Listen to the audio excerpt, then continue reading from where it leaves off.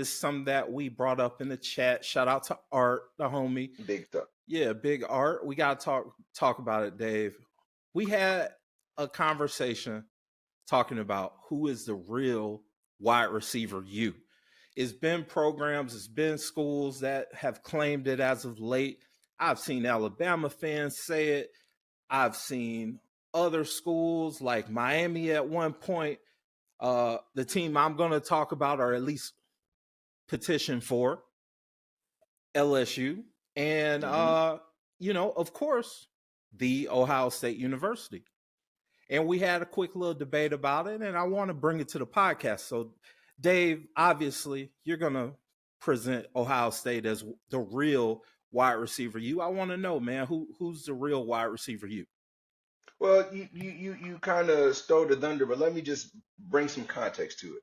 Ohio State is wide receiver you, period. And not just because I'm an Ohio State Buckeye fan, not just because I am diehard or recent history.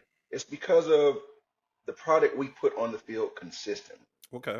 Not just this year, not just last year, because everyone can think about your Marvin Harrisons or your Garrett Wilsons, but we have been doing this.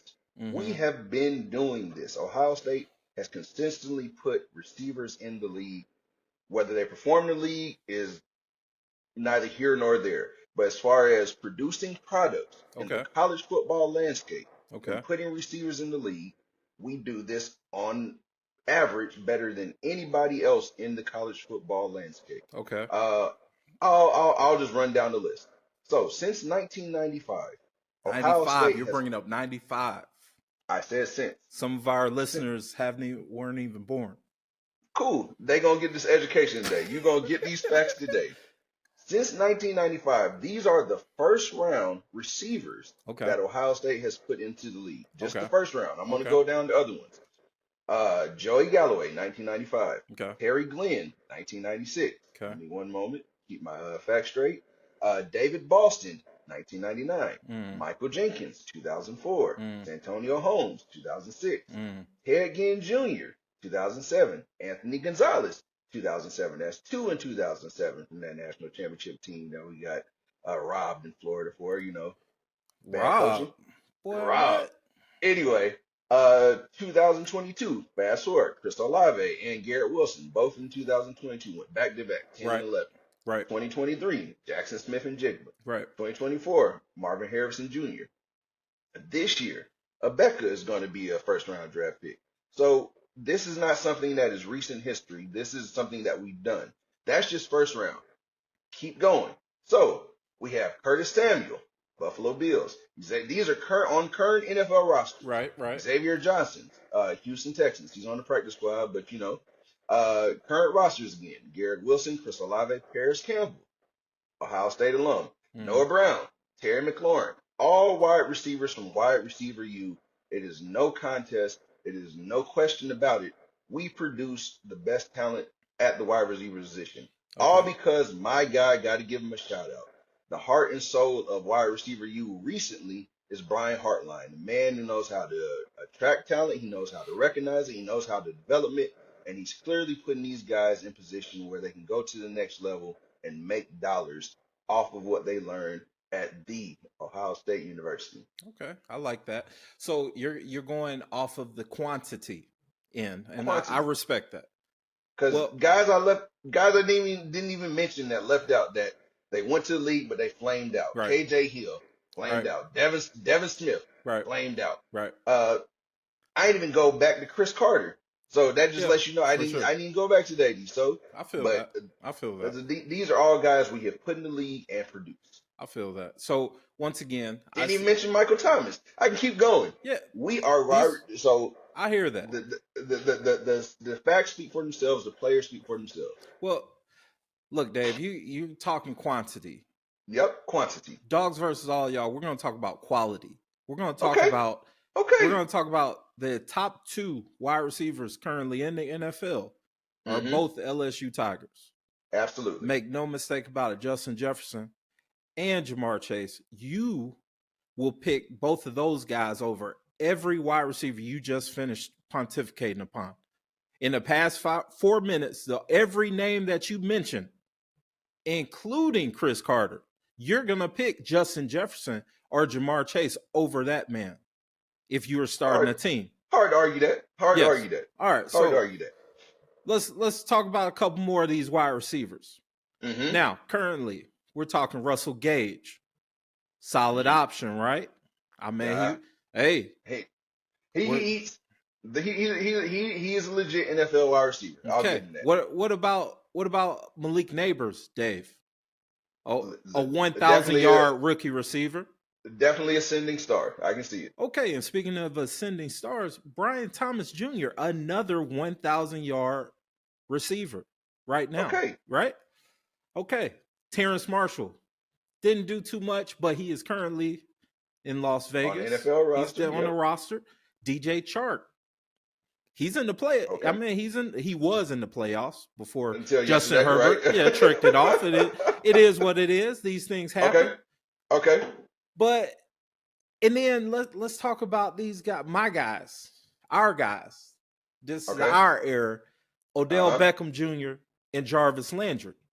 Yep.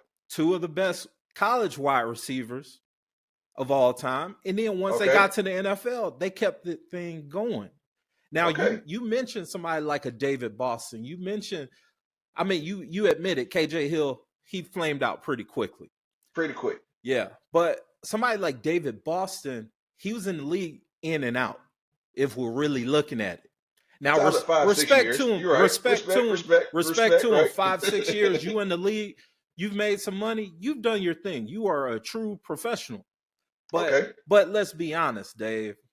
5-6 year career of my guy David Boston versus Jarvis Landry, who had 5 to 6 Pro Bowl years, then add another 4 or 5 decent, I'm on a roster, I'm a professional type deal. Okay. You know what I'm saying? I'll give you that. I'll give you that. I will give you, as in legacy, as in a legacy act, the Ohio State is a foundational wide receiver but it's one thing about the game of football. It's one thing about sports.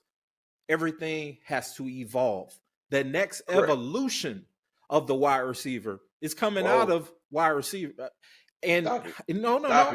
The next evolution. You're saying evolution. Stop it. Okay. The next evolution is LSU. Because once again, your top 2 wide receivers, let's not talk any hype or any buzz or anything about it. Jamar Chase and Justin Jefferson. So both of those guys, they're the class of the league. They are the class, but respectfully, they've been in the league 3 or 4 years, correct? Yes. Give my guy Marvin another year. Okay. Eden.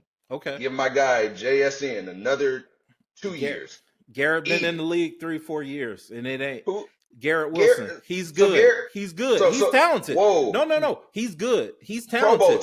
Pro Bowl. Is he in that top tier percent with Jamar Chase and Justin Jefferson? No. He's a top 10 receiver in the league with the right quarterback. Top 15. Justin Jefferson. He's not. Justin Jefferson has Sam Darnold as his quarterback, Dave. Hey. Justin Jefferson was getting busy with a quarterback who didn't have eyebrows last year. Shout out to Josh Dobbs. Okay. Justin Jefferson is him. I mean, it's levels to this. I understand that. So Justin Jefferson, class of his own. Jamar Chase, class of his own. But Marvin is in that class. Next guy coming out, Jeremiah is definitely in that class. We got years before we talk about Jeremiah. No, we don't. Yes, we do. He's not going to be in the NFL in the next. He has another 2 years. Best receiver in college right now. Absolutely. He's the best receiver in college right now. Absolutely. And then how old is he? Is he 17 like Ryan? Thank you. Okay. Now, I'll give you that. Okay. But when we're talking about NFL, I mean wide receiver I'm talking about the guys who have left college, got into the league, and now they're doing their thing. They're stars. They're stars. But these are levels. Those guys came in as stars though. Justin didn't develop at LSU. He came in as that guy. Jamar didn't develop at LSU. He came in as that guy. Marvin Harrison, Justin 4-star. Justin wasn't Justin didn't Justin come wasn't in a 5 as star. no. What No. Justin had? I want to say Justin was like a 3 or a 4. Remember, Justin came off the strength of his brother. His older brother was You're absolutely right. quarterback, right? His brother was quarterback. You're right. Now, Jamar, He got Jamar, on the other hand, it came in. It was already established. all world. He was the Odell. dude. Yeah. Odell walked in all world. Yeah. No. Odell was behind. He was under Jarvis. They said he was under Jarvis when he came in, but he was still that guy. Odell was a track when star. he came in, he was like a 3. He wasn't a 4 or 5 star. He didn't come in hype. He came in respected amongst those circles because people knew the name. But I'm just saying, like, people weren't just like, okay, this freshman Odell Beckham, he's taking over the world. When Odell got drafted by the Giants, they weren't thinking about that of him. It wasn't until he had that catch. That amazing catch, correct? Right. Against the Cowboys. You can't be wide receiver if you're not coming in with the fanfare. I just ran how? How? Because expectations mean you got to live up to that. There's a standard set when, hey, you that guy, and then when I put the tape on the field, okay, you were really that guy. Okay. It's different. It's a different type of pressure. It's a different type of, like, when you put on that garnet, that scarlet jersey, hey, it's expectation when you hit this field, bud, and then you live up to that expectation, that means something different. I hear you. Shout out to Brian Hartline though, because I do function with him, and some other school needs to go ahead and pay him. So I don't need to keep seeing these kids going to Ohio State. I ain't even talking about who's there now. Right. How about Chris Henry, number 1 overall player, number 1 receiver in the class of 2006? Yeah, about to eat. Looks just like his pops too. Julian Fleming was the number 3 overall player, number 1 wide receiver. He transferred to Penn State. He should have stayed. Flamed out. Help you, but flamed out. Can't help you, bud. But we already know about Jeremiah Smith. How about Carnell Tate out here eating?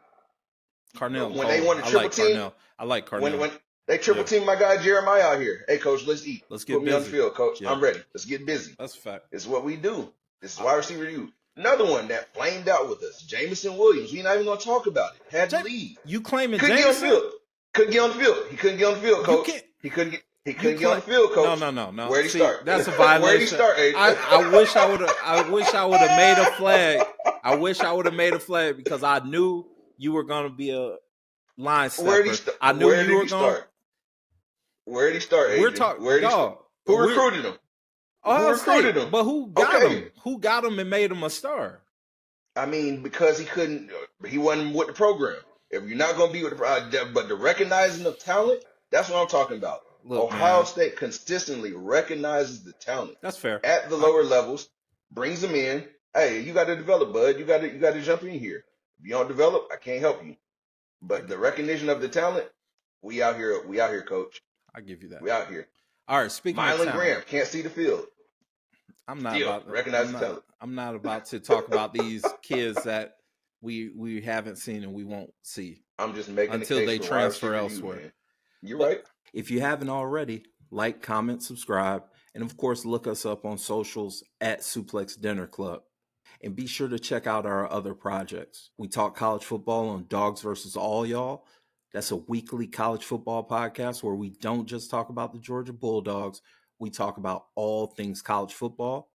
The Life and Times pod, which is short for the Life and Times of a Restaurant Lifer podcast, where I have some chill conversations with some cool and interesting people that I've met in my years in the hospitality industry. And of course, check out Talk 'em in the Building. That's a pro wrestling podcast where we solely focus on the promo. We talk about the talkers, we hype the hype man, and we pontificate on the promo. It's a fun project, and if you're a pro wrestling fan, I'm sure you're going to enjoy it. If you're into TV and movie reviews, check out Four Corners Cinema with Ari and Adrian, a podcast where 2 lifelong pro wrestling fans review film and other forms of media that just so happen to have some of our favorite pro wrestlers. The Suplex Dinner Club family is growing, and I would love for you to be a part of it.